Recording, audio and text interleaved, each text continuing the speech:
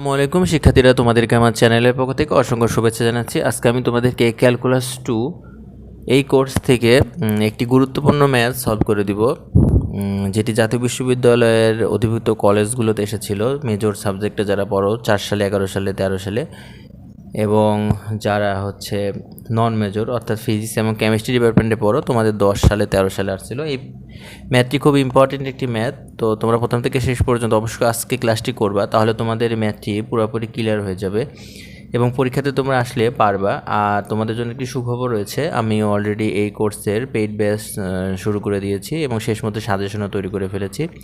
তো তোমরা যারা এই কোর্সটিতে ভর্তি হতে চাও, যারা 450 টাকা দিয়ে এই পেইড ব্যাচে ভর্তি হয়ে যাও, আমাদের যোগাযোগের নাম্বার, হোয়াটসঅ্যাপ নাম্বার 07403222331, এই নাম্বারে যোগাযোগ করে আজকেই কোর্সটিতে ভর্তি হয়ে যাও। যেহেতু পরীক্ষা তোমাদের অতি সন্নিকটে, রুটিন অলরেডি প্রকাশ পেয়ে গিয়েছে সেকেন্ড ইয়ারের, এখানে তোমরা দেরি না করে কোর্সটি সংগ্রহ করে ফেলো।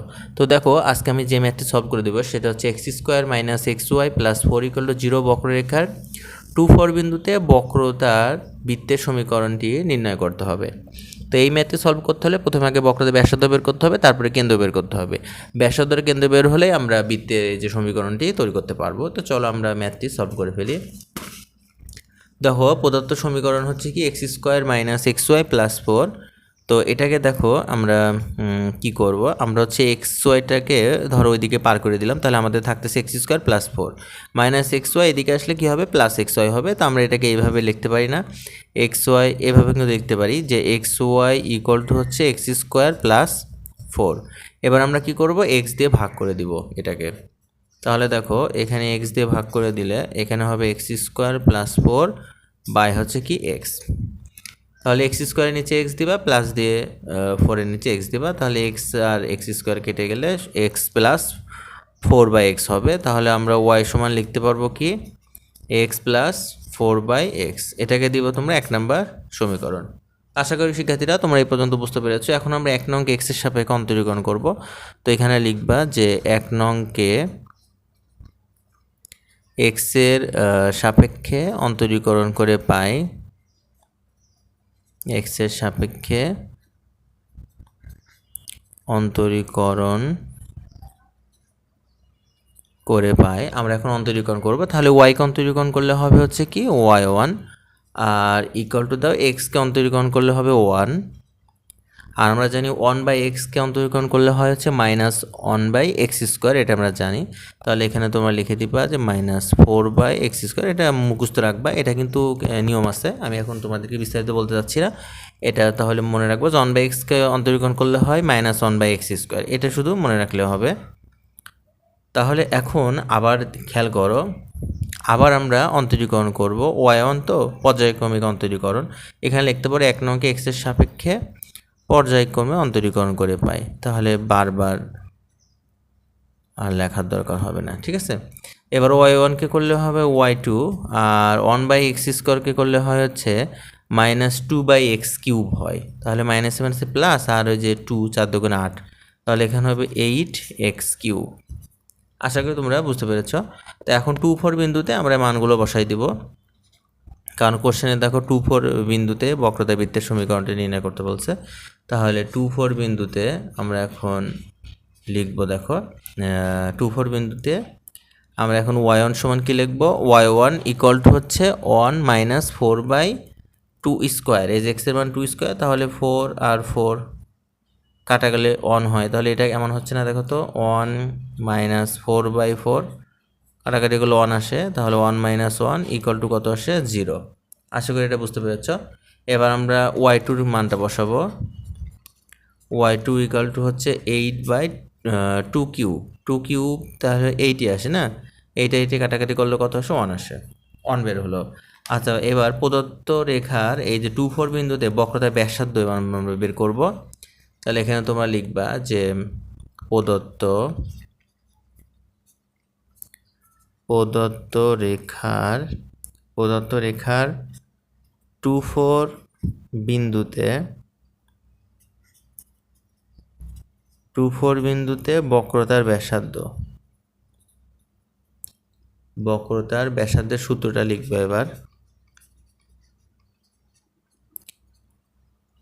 ব্যাসার্ধকে রো দ্বারা প্রকাশ করা হয় আর সূত্রটা হচ্ছে 1+y1² ব্র্যাকেট দিয়ে পাওয়ার হচ্ছে কত 3/2 আর নিচে হচ্ছে কত y2 এটা ঠিক আছে। এবার মানটা বসাই দাও। ওয়ানের মান কত? ওয়ানের মান আমরা 0 বের করে রাখছি না, তাহলে 0 বসাই দিবা। তাহলে এখানে আসতেছে দেখো 1+0 আর পাওয়ার কত? পাওয়ার হচ্ছে 3/2 আর নিচে y2 মান কত? y2 মান তো 1 বের করছি আমরা, তাহলে এখানে 1 বসাবা। আচ্ছা একটা জিনিস খেয়াল করো, 1-এর উপর কোনো পাওয়ার দিলে কিন্তু 1ই হয়। তাহলে আমাদের এখানে অ্যান্সার আসতেছে কত? এই ব্যাসার্ধের মান 1, ব্যাসার্ধের মান কিন্তু 1 বের করে ফেলছি। এবার আমরা বক্রতার কেন্দ্রটা বের করবো 2-4 বিন্দুর ক্ষেত্রে। তো এবার আমরা বক্রতার কেন্দ্র বের করব। দেখো তাহলে এখানে তোমরা লিখবা যে ধরি 2-4 বিন্দুতে বক্রতার কেন্দ্র, ধরি লিখবা, ধরি 2-4 বিন্দুতে 2-4 বিন্দুতে বক্রতার কেন্দ্র আলফা আর কি বিটা, আলফা বিটা। তাহলে অতএব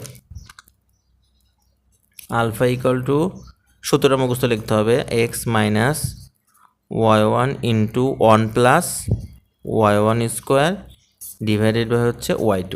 তাহলে এখন দেখো x এর মান কত? x এর মান 2। আচ্ছা মাইনাস এখানে দেখো y1 এর মান তো 0, তাহলে টোটালটা এখানে 0 হয়ে যাবে। এখানে আলফার মান আসবে হচ্ছে 2। আচ্ছা এটা গেল। এবার বিটা, বিটার সূত্রটা কি?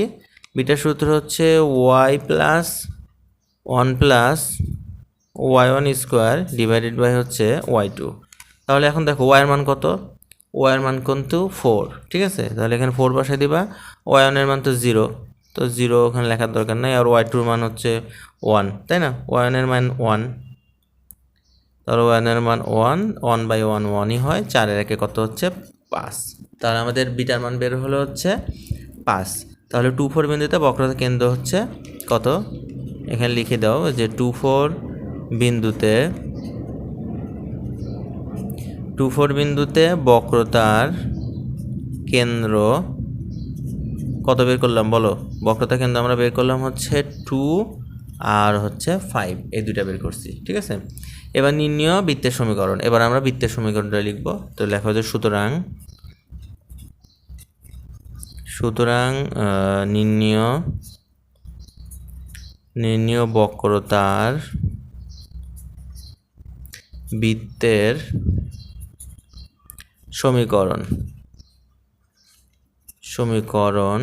সমীকরণ কি? আমরা জানি x minus x1 whole square plus y minus y1 whole square equal to হচ্ছে r², তাই না? তাহলে এখানে ওই x মাইনাস x1 বলতে 2 বসাবা। এই যে বক্রতার যে কেন্দ্র আমরা বের করলাম 2, তাহলে এখানে বসাবা 2 x minus 2 whole square plus y minus 5 বসাবে এখানে, ঠিক আছে, হোল স্কোয়ার। আর ব্যাসার্ধ কত বের করছি? ব্যাসার্ধ আমরা 1 বের করছি না, তাহলে 1-এর উপরে স্কোয়ার দিবা। এবার এটা সূত্র ফালাই দাও, a মাইনাস হোল স্কোয়ার সূত্র। তাহলে a square minus 2ab, b মানে 2 আর 2 2 দুগুণে 4, 2ab প্লাস b স্কোয়ার মানে 2 এর উপর স্কোয়ার, তাহলে এখানে 4 হবে। আর এটাও কিন্তু একই সূত্র, a square minus 2ab, b মানে হচ্ছে 5, তাহলে 5 দুগুণে 10 হবে এখানে, ঠিক আছে। তাহলে y square minus 10y plus কত হবে? 5×5 = 25 হবে। আর 1-এর উপর স্কোয়ার দিলে 1 হয়, এই একই দিক নিয়ে আসলে তাহলে -1 হবে। আর ডান দিকে হবে কত? 0, ডান দিকে হচ্ছে 0। আশা করি বুঝতে পেরেছ।